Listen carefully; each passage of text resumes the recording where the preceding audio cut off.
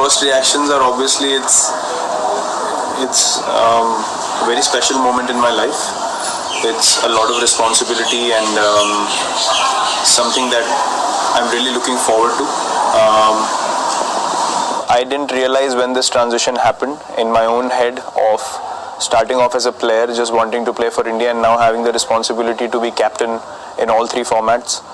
I feel very grateful that I've been given this opportunity, and when it was informed to me by the selectors and the BCCI, all the emotions and the feelings of me playing club games as a child, those are the first things that came to mind, because for every child growing up, it's a dream to just play for the country, and then this probably is the biggest day in my life. And I'm very thankful to MS Dhoni as well for giving me this opportunity, for thinking that I am worthy of taking that responsibility forward.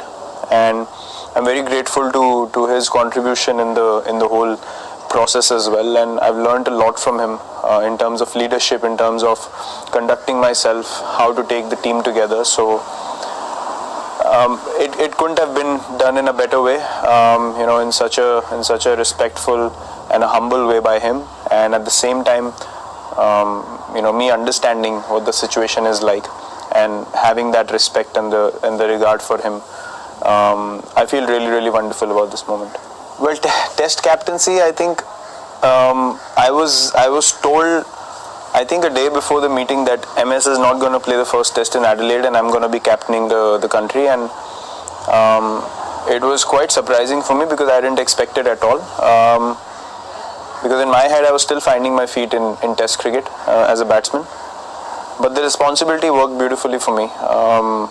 That took a bit of time to process and understand how it's done. Yes, I would say the one day and the T20 captaincy has been something that I have tried to learn along the lines a lot more.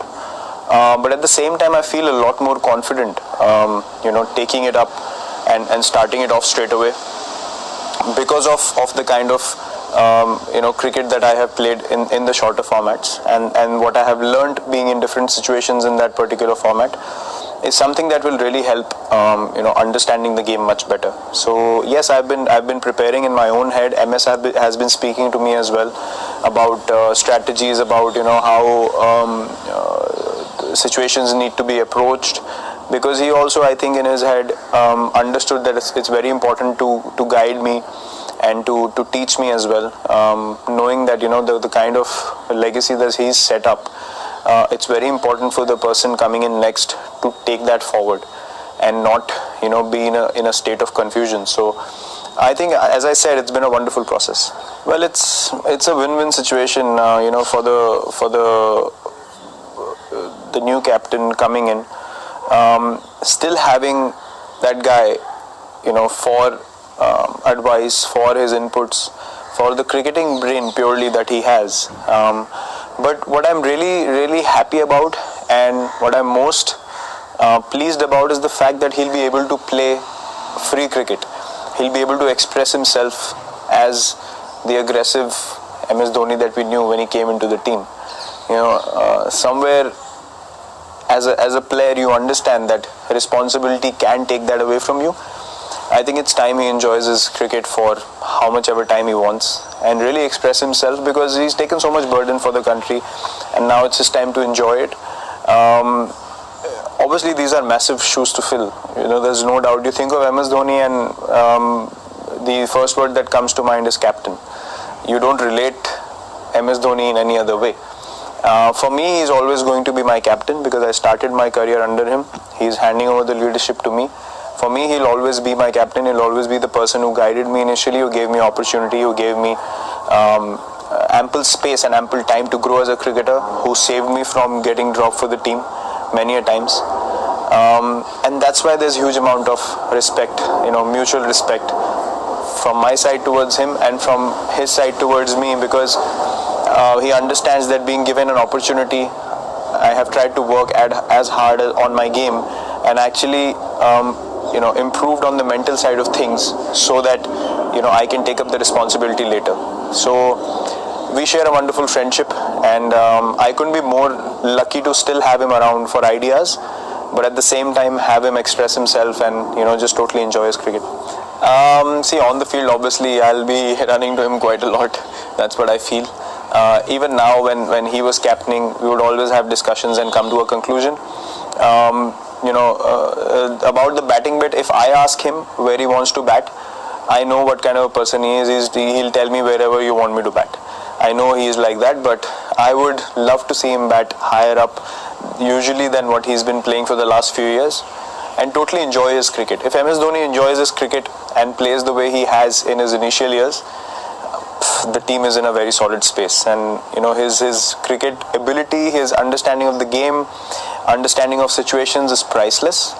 To have this burden off his shoulders, I think he's going to enjoy the best phase of his career, as a batsman is concerned, and he'll be able to enjoy his cricket far more than he's ever done before, without the burden of being under the scanner all the time. So I'm really, really happy for him, as I said, and at the same time I feel grateful and lucky that he's still around to give me advice.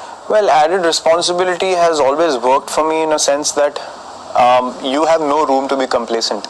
You have no room to relax at any stage in the game. And that's why even when I captain in the IPL, it's very easy for me to throw my wicket away after 60, 70. But the fact that I push after that is because I understand, as the captain of the team, I need to set an example, and I need to firstly make that kind of effort before asking the teammates to do it. And that's something that I've always believed in. Test cricket, I think captaincy in Test cricket still gives you opportunities to come back into the game. I saw Alan Border's interview some days back about Ricky Ponting, and they said why he was considered great in the shortest format was that he was able to maintain the consistency rate over such a long period of time in a format that doesn't allow you to come back into the game very often. So to stay on top throughout was a remarkable achievement. That's exactly what MS has done for India as well. Winning all the major trophies. Captaining in the shortest format is very difficult. Couple of players can totally take the game away from you, and to keep coming back from that requires a different set of thinking and requires something out of the box, which he's been able to do so wonderfully for so many years. So responsibility is something that I really like. It makes me a better player, it makes me a better person, it makes me understand the game much more, and it makes me much more focused into the game, understanding the minute details of the game, which win you a game or lose you a game. So I think it works beautifully for me. As I said, one day cricket, T20 cricket is something that I've had a really good understanding of in the past few years. So I'll be able to execute the plans, I think, with more conviction starting off compared to when I started off in Test cricket. Well, just hearing about the World Cup gives me goosebumps. I've played one, played a couple of T20 World Cups, but to play a World Cup for India as captain would be,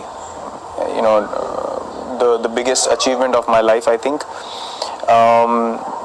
The thing that needs to be understood and addressed here is that it is a gradual process, and the good thing is that everyone's young, everyone's excited to grow as cricketers, which is the most exciting place that a captain can be in, with of course the guidance and the inputs of MS himself. I think it's a wonderful phase for Indian cricket, where the youngsters coming in really have an opportunity to seal their spots for that big occasion. We have a Champions Trophy coming up as well, and everyone's really excited and ready to go for it. That's what I know. Everyone's fighting for places in the ODI squad. We're still figuring out what are the best combinations that we have. So the main goal is to identify players who can play in different positions, and who can work around the batsmen who are featuring in the ODI setup for a long time. At the same time, giving them ample time to prepare for those big events and not rush them into any sort of plans that they can't execute. So keeping things simple, giving players space and time to grow, but at the same time understanding who is suited for a particular position or a particular job in the team is the most important thing. Definitely, there's a lot of time to go for it. Our basic goal is to win every game that we play. That's why we play this game. Not taking this process for granted, saying that it doesn't matter if we win or lose games, we just need to find the right combination. I don't think that will create confidence. What will create confidence is we find a group of players that we're going to keep in the squad. You keep switching among those players, but at the same time, the main motive is to win games of cricket. You can only get confident as a side if you keep winning and understand how to win games of cricket. If you just keep trying at this level, I don't think you're gonna get anywhere. When you are put under pressure, then that situation is too overwhelming for a lot of people. You don't know your way out. But if you're encountering those situations every now and then, and you understand how to win games from different situations, it makes up a mindset for big tournaments, for big games, for big oppositions, and that's what you start craving for. Then you look forward to big tournaments, saying, I want to make that impact on this particular tournament where I can seal the game for the team, or I can totally dominate the tournament and make it a memorable one for me. So I think it's a gradual process where the main aim will be to win games and give guys that vision and that mental strength and the ability to counter situations and come back and win games for the team. For me, the mindset doesn't change in formats. For me, the most important thing that a team should realize is the ultimate goal is to win. And in this day and age, in the kind of cricket that we play, you have to play consistent cricket at a very high intensity for a long period of time to win games of cricket. That's one of the reasons why we've been able to do well in Test cricket, is because we've been able to apply that extra pressure consistently on the opposition, enough for them to make a mistake. I think we've become more resolute. I think we've become more patient and more mentally stronger than the opposition in terms of difficult situations where we test them to the limit of them making mistakes, rather than us committing that error. So it's been